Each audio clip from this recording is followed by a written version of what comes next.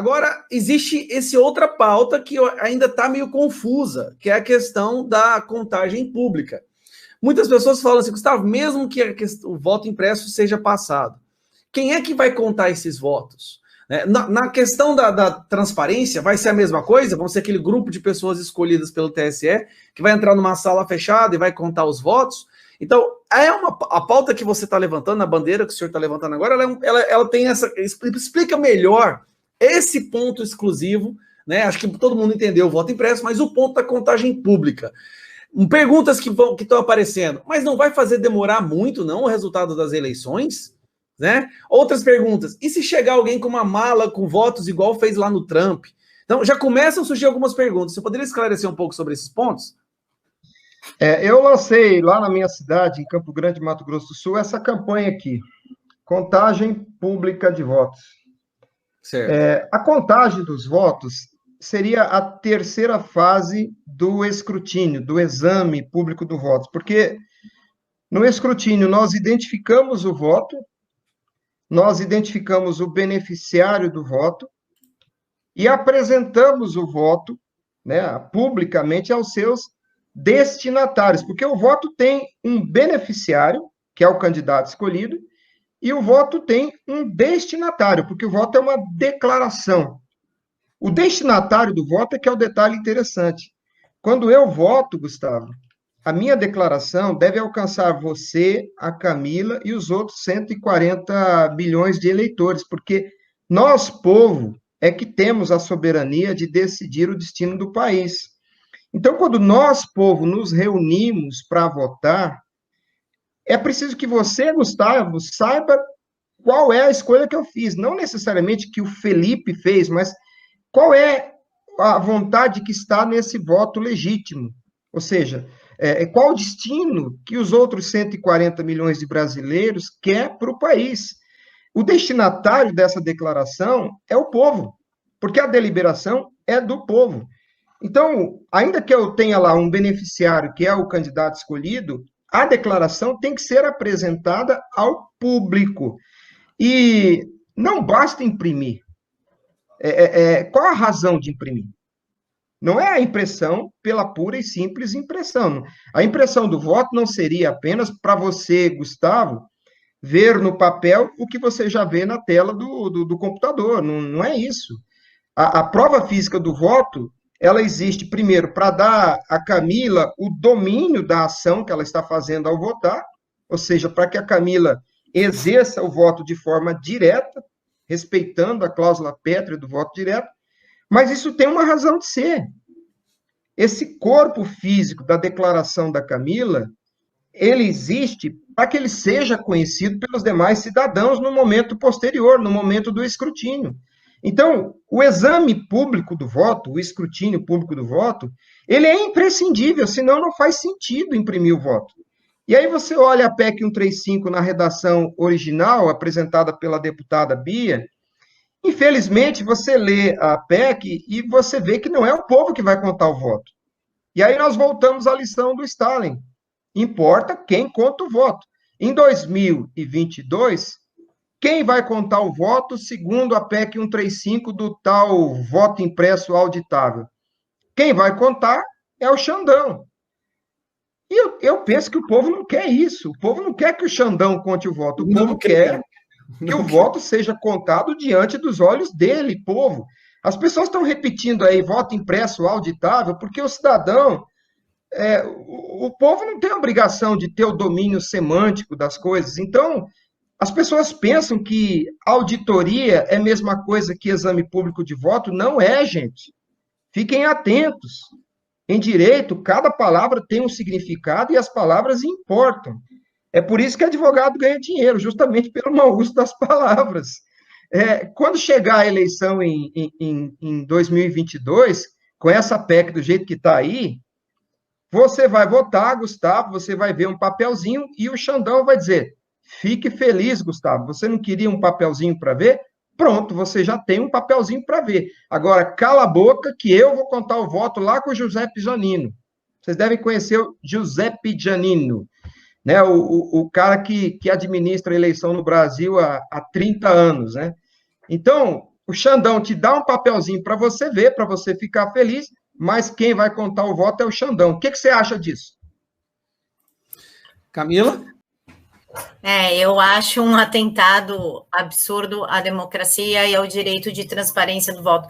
O pessoal confunde muito, né, o voto secreto com a transparência da eleição. O seu voto é secreto, mas a gente precisa da transparência.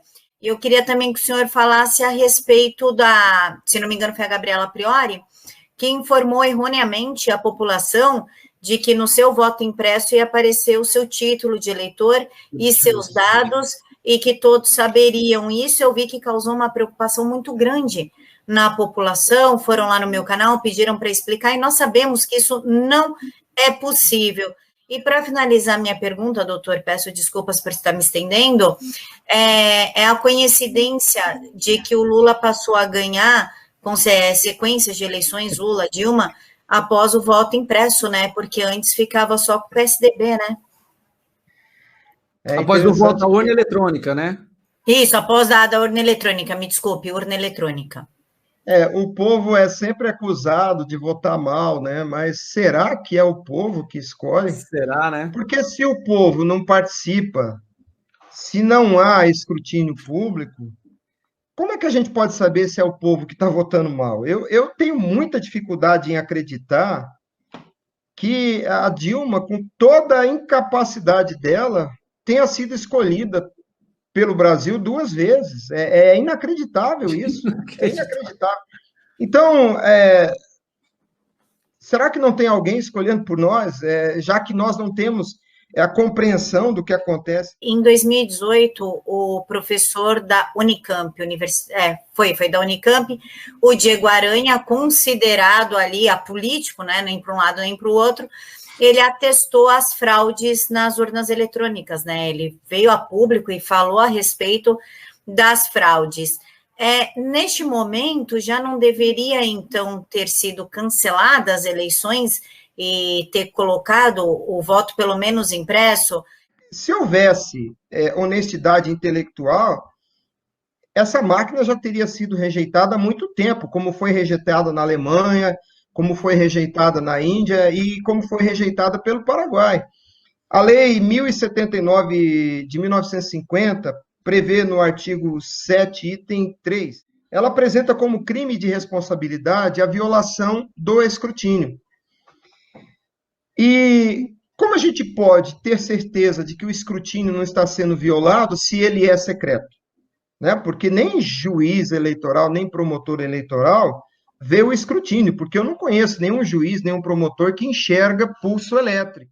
E a Lei 7.170 de 83, que é a Lei de Segurança Nacional, ela diz que o bem jurídico protegido por essa lei é o regime representativo democrático.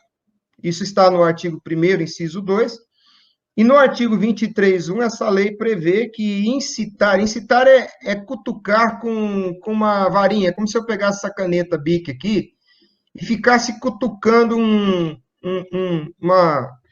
um vidro com nitroglicerina dentro, sabe? Desafiando ali o vidro de nitroglicerina. Isso é incitar. O artigo 23.1 da Lei de Segurança Nacional diz que incitar a mudança do regime político é um crime contra a segurança nacional.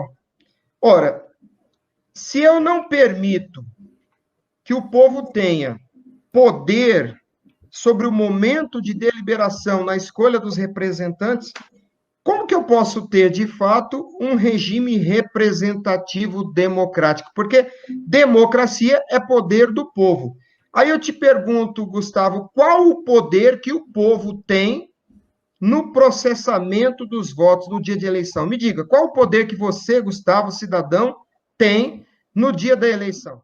Contar votos em segredo é fraudar a própria democracia. Entenda, está na essência do ato. E não somos nós, povo, ao exigir escrutínio público, que estamos ameaçando o regime representativo. Não. São as autoridades que executam contagem secreta de voto que ameaçam um regime representativo democrático, porque não há poder do povo numa eleição onde o cidadão não vê nada. Ele não vê nem o voto que ele faz, ele não tem domínio sobre o voto que ele faz, e ele não vê depois a apuração. Porque nesse modelo eletrônico que está aí desde 96, quando você aperta aquele botãozinho verde lá, confirma, a sua vontade derrete.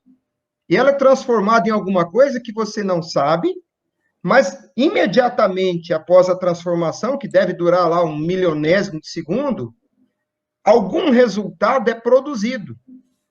E já há a destinação do voto. Perceba, na hora que faz aquele sonzinho na urna eletrônica, a sua manifestação já favoreceu alguém.